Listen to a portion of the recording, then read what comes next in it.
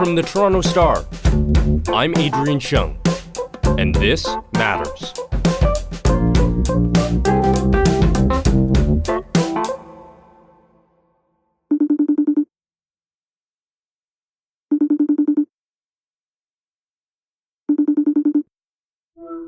Karon, how are you? How's it going? I'm hanging in there, Adrian. How are you? This is Karon Liu, the Toronto Star's food reporter. Karon's the one you want to turn to if you want an opinion on anything food related. And the last time I saw him in person, it was a few days before the world shut down. We were recording an episode for this podcast that never actually made it to air. But the idea was simple. He and I roamed the shelves of a grocery store, envisioning what we'd be cooking once quarantine began. Are you still sticking by making new dishes, or are you tired of doing that? I have to admit that I am. I'm still cooking. I don't think I have the same zest for coming up with new recipes as before, especially now that we know more about the spread of viruses and that the grocery chain has kind of kept up with the increased demand. So things like fresh vegetables and meats aren't as scarce as a year ago. So I can get back to cooking what I used to cook on a normal basis and don't have to get into survivor mode or like MacGyver something out of pantry staples. Like many of us, Karon has picked up new hobbies in the kitchen. You know, the kinds of things we put off or rarely had time for pre-pandemic. Last year, you might have baked some sourdough bread, possibly for the first time in your life. Karon has gotten into another tier of baking. Something that I'm very proud of is that I can finally make macarons pretty easily. Whoa, that's a flex. You have to get it wrong like 10 times before you know the little quirks of macarons and how the egg whites are supposed to look like when you whip them and what the consistency of the batter is like. Karon is tapped in. He writes about food. He talks about food. Yummy. It takes up a lot of his brain space. And so one of the biggest stories about food that unfolded during the pandemic did not miss his attention, especially as it became viral. I'm talking about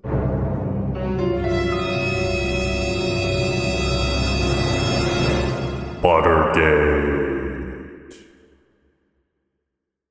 What is going on here? What are people complaining about? Okay, so Buttergate kind of started in December when a Dalhousie professor, Sylvain Charlebois, who really has kept a pulse on grocery distribution and the food industry during this past year. I've interviewed him a few times. He kind of took to Twitter and posed a question if anyone noticed that their butter was getting firmer recently. This wasn't some stray observation that came out of nowhere. Food policy people had questions. Journalists who write about food and farming in Canada thought something was up with the butter too. Cookbook author, food writer Julie Van Rosendaal wrote in the Globe and Mail about if anyone else noticed that butter was getting firmer. Even anecdotally, Canadians wondered if the butter was off. Surely someone who uses butter every day would know whether this is true. My dad goes through a lot of butter, actually, because he always eats toast in the morning. He has this ritual where he'll take out the stick of butter from the fridge and kind of let it sit out for a bit. And then he'll make a coffee. He'll take a shower, brush his teeth, and then he'll come back and make his toast. For me, I actually don't use butter that much. Especially with this ritual, he's got to know the consistency of his butter every day. Should I go downstairs and ask him? I kind of want to know, to be honest. So, while Karon goes to survey his dad on the quality of butter in Canada, a quick recap. Buttergate is this theory, maybe even a conspiracy theory, that the butter we're all using has become harder, texturally firmer, tougher to melt, and spread. We're talking about butter even at room temperature, if you believe the anecdotes on social media. And immediately, I have so many questions about Buttergate. Chief among them, is it true? What would be inside butter that would make it harder than usual? How do you even measure such a thing? Is this the dairy equivalent of watching paint dry, stuck in the endless loop of our pandemic living? Okay, he's back. He did notice that his butter was firmer. Is that right? But yeah, it's not like what it used to be. That's what he said. It's not what it used to be. My dad was like, yeah, why is that? Consider this a pandemic investigation into what we're eating these days and whether something as simple and fundamental as butter could be much, much more complicated. Is Buttergate real? And if it is real, what is making it the way it is? To go down this rabbit hole, we need to understand what is inside butter. 100% cream. That's what real butters churn from. Every pound, every pat of real butter is churned from 100% cream. Just like milk belongs on your family table, so does butter. Yes, just like milk. Real butter belongs on your family table because butter makes everything taste better. Remember, your family deserves real butter as much as your guests. Is there butter on your family table tonight? Real butter? Well, the question is, has your butter got firmer? I think when you asked me that question, I'm kind of like, well, I haven't really been keeping track of butter firmness. And my question in the beginning is just like, what do you mean by firmer? There's no black and white definition of firmer. I don't want to discount the experiences of home bakers across Canada, but also it's kind of like, well, what are we basing this on? Because we don't have an official definition of what exactly firm is to everyone. While the exact definition of firmness is, well, a bit loose, there is a direction Karon can turn to for some answers. Food scientists who study what goes inside what we eat. They're all very skeptical of Buttergate because there are so many factors that go into the milk lactation process and the butter production that pinning it down to palm feed so quickly could possibly be ignoring other factors that could play into butter firmness. I think that there's a lot of questions that are worth looking into, but they were kind of like, hold your horses or cows or whatever. Obviously, butter begins with cows. You don't need to be a food scientist or a farmer to know that what they eat has an effect on what their dairy tastes and looks like. So the next logical step is to ask, what are they eating? Karon mentioned a key detail here, palm feed, which comes from palm oil. It's actually a pretty big part of the theorizing around Buttergate. We'll be right back. What is palm oil? Like, people hear that and they have all kinds of ideas. What is it? Right. So palm oil is basically one of the world's, if not the most widely consumed vegetable oil in the world. It's derived from the fruit of the oil palm, which is this plant that's native to West Africa. And in the last century, palm oil production was really scaled up, and it started from British traders because they realized that palm oil, it's very versatile. It's in a lot of food products, it's in cosmetics, it's in soaps. I think it's in biodiesel as well. And the thing about the oil palm is that it produces a lot of fruit. So it's quite an efficient plant. And they started to grow these farms in parts of Southeast Asia.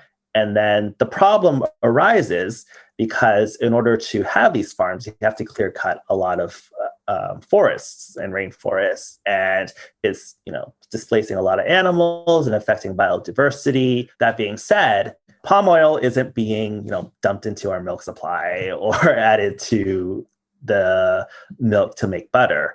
A derivative from palm oil, like a byproduct of it. The derivative of palm oil, which gets turned into a grain-like substance, is added into a cow's feed. Not all the time, mind you, but it's often used as a supplement to promote milk production and milk fat, usually in a leaner season or during warmer months when a cow might not eat as much feed. And that's because the palm feed, it contains high levels of palmitic acid, and palmitic acid is a unsaturated fat that makes up milk fat. It's a very important component of milk. Take us home here. If a cow is eating a palmitic acid-rich diet, the theory is that its milk will have higher levels of palmitic acid. And because palmitic acid is an unsaturated fat that sits solid, the theory is that it's making butter more solid at room temperature than before. Got it? If there's more palmitic acid in the dairy, it should mean that the dairy would be harder. That's the theory anyway. Further down the rabbit hole we go. Is there actually more palmitic acid in the butter we're eating now than before? Doesn't that mean we need to figure out just how much palmitic acid is in our butter? Lucky for us, there is someone doing that specific research. Food scientist Alejandro Marangoni at the University of Guelph.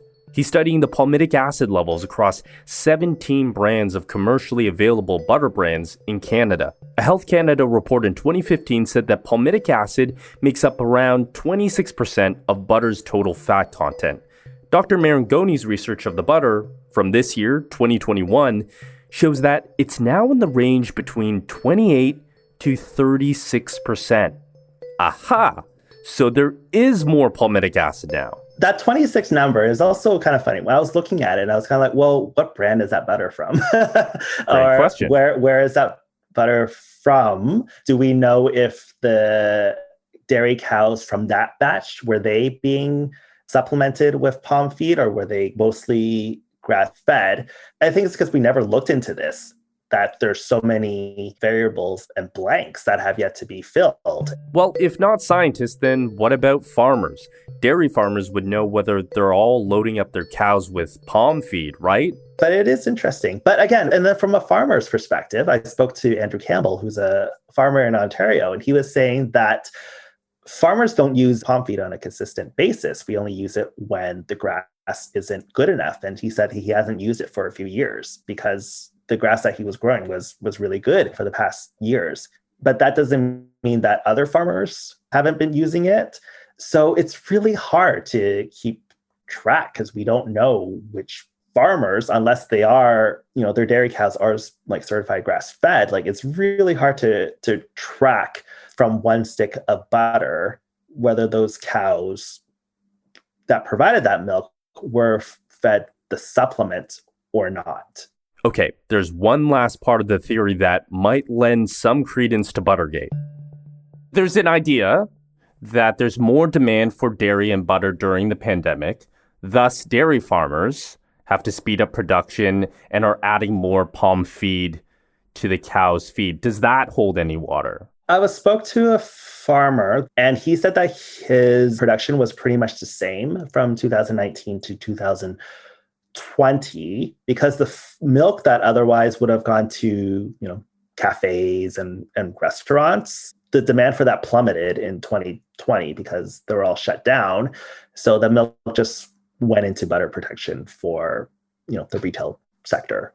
So he hasn't really seen much of an increased demand for milk supply. It's true that butter consumption and butter sales went up, but as far as I know, I don't know whether milk production numbers have gone up from the farmer's end. To recap, we know what makes dairy and butter, in theory, tougher than normal. Check. We know the level of palmitic acid in our butter right now. Check. We know that some dairy farmers say they haven't changed their methods all that much in comparison to past years, or at least not to the point where we'd notice a huge difference that there was even an idea of a Buttergate. Check. Where does that leave us? Okay, so taking this all into consideration of the farmers that you talk to the food scientists that you talk to talking to your dad, who knows perhaps about butter more than anybody. He's our butter correspondent now. He's the butter correspondent. Where does that lead us? Is Buttergate true? I think it's too early to say. I think home bakers think it's a thing. I think the people who work in dairy or are closely connected to it doesn't think it's a thing. But of course, when you look at those two sides, they both have vested interests to back up their side. I don't think the dairy industry or those who work in the dairy industry are readily willing to admit that Buttergate is a thing. But I think we might be onto something. But in the end, I think it's good that consumers are paying more attention to where their food comes from. And even if, a big wad of nothing comes out of this, I think it's good that consumers are being more connected to the food industry and kind of just knowing how things are done. And if they want to see a change, then they might be more willing to do something about it. And from a consumer perspective, if you're really, really, really adamant that you don't want your dairy cows eating palm feed, you can go to grass-fed, because grass-fed cows, I believe they're not allowed to be given any vegetable oils of some kind. So that would include palm. But the thing is, it's $7 for 2 sticks. Are you willing to pay for that? Some people are, but is the average consumer willing to pay that? Since the average person, shopping at No Frills or Food Basics. Karon says, given all the people he's talked to in the know, a simple yes or no to Buttergate is tough to say. There's just way too many factors at work. What the cows are fed, when they were milked. Is that milk mixed with others that might have more palmitic acid from another cow? And since there hasn't been a decades-long butter hardness study, surprise, I know that there hasn't been a ton of funding for that, it's impossible to say whether butter of right now is firmer than it was, say, 20 years ago. And for Karon, ultimately, the actual basis of Buttergate isn't really the point. So it's this very complex system that goes beyond what's in our grocery aisles. That's very complicated. That I think it's really worth looking into because, as a food writer, what I've been trying to do is just explain that, food is never just this one food. It's part of this giant web of how society works. It's tied to economics. It's tied into the environment. It's tied into, labor. It's this whole very complicated web. And that's Karon Liu, the Toronto Star's food writer / chief investigator in this case. That's it for today. Thanks for listening. This Matters is hosted and produced by me, Adrian Chung, Saba Aitazaz, and Raju Muthar. Produced and mixed by Sean Pattinen, and our director of programming is JP Fozo. Our show theme music is by So Called, and our episode music is by Mike DeAngelis. We want to hear what stories matter to you. Please send us comments, questions, or ideas to thismatters@thestar.ca. Please consider supporting the journalism the Toronto Star newsroom does at thestar.com. And don't forget to subscribe to This Matters on Apple Podcasts, Spotify, or wherever you listen to your favorite podcasts. Let's talk soon.